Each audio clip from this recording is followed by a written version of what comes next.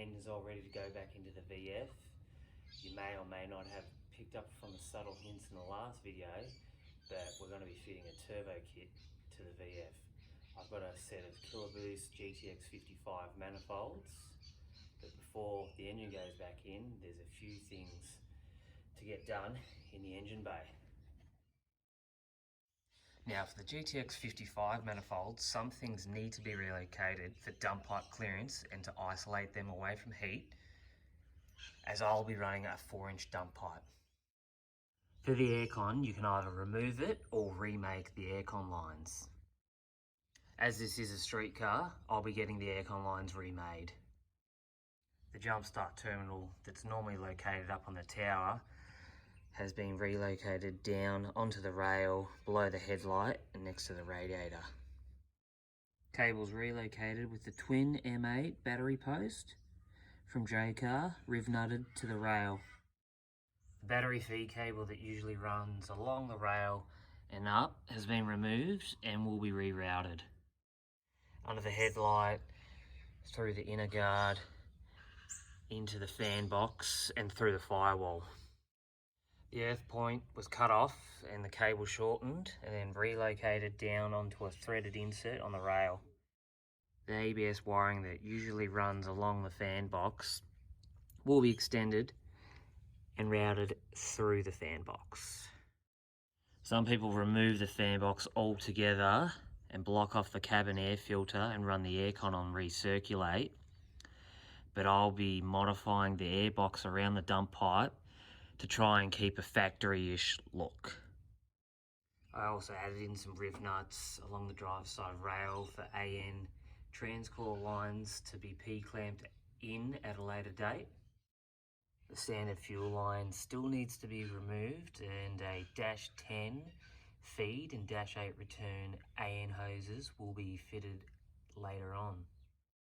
The radiator overflow bottle has been removed as that's where the intercooler piping will run. So a new one will be fabricated and then relocated. New top radiator brackets were made to move the radiator as far forward as possible to give clearance from the compressor cover to the top radiator hose, as it'll be sitting right in there. Now for the fuel reg, I've mounted some riv nuts up under the wiper cowl panel to mount it.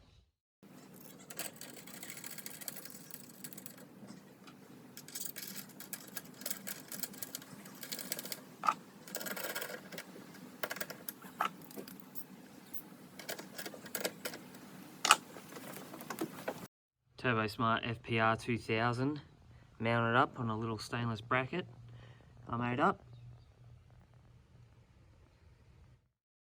I'll get the fan box and wiper cowl panel out to make it easier to work on.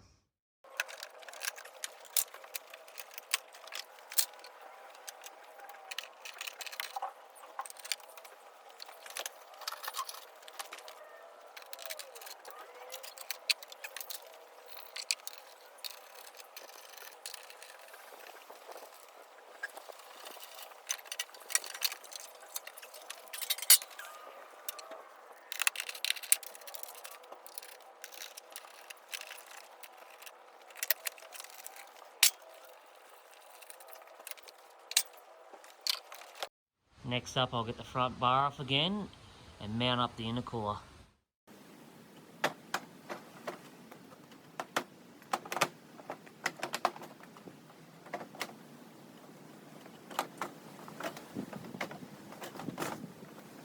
Now to fit the intercooler, the windscreen washer bottle has to be removed. I'll fabricate a new one and relocate it later. The radiator support panel needs to be clearanced on either side, and the washer bottle wiring will get sorted out later on. Brackets on both sides of the cross member need to be cut off to make room for the intercooler. M8 riv nuts were inserted on top of the crash bar for mounting.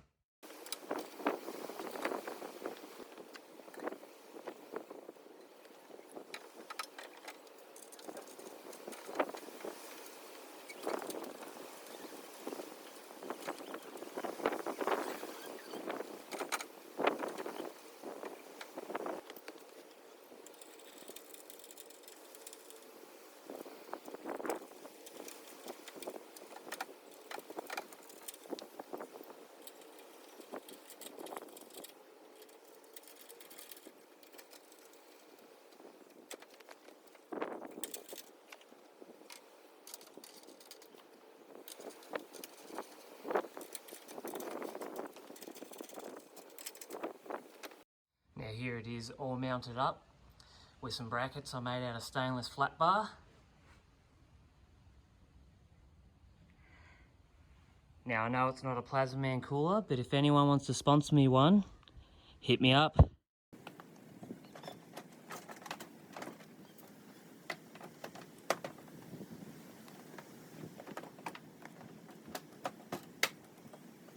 Just got to paint the brackets black and you'll hardly notice it. Get the radiator out to make some room.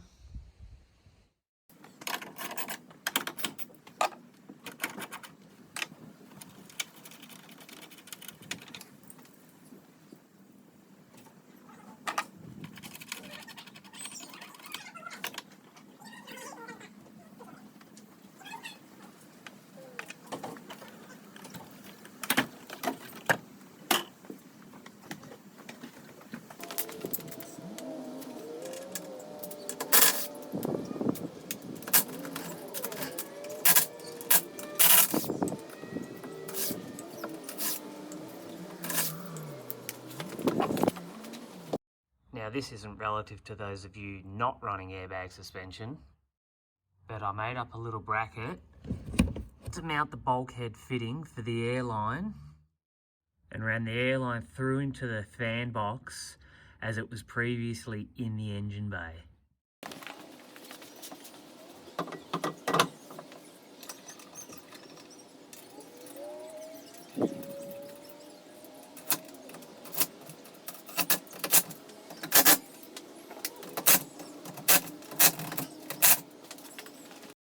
So that's where I'm going to wrap up this video. I apologise, it was probably a little boring, but all these little jobs are time consuming and tedious and took 10 times longer than what you've seen here. So like always, if you've got any comments or questions, make sure to chuck them below, and thanks for watching.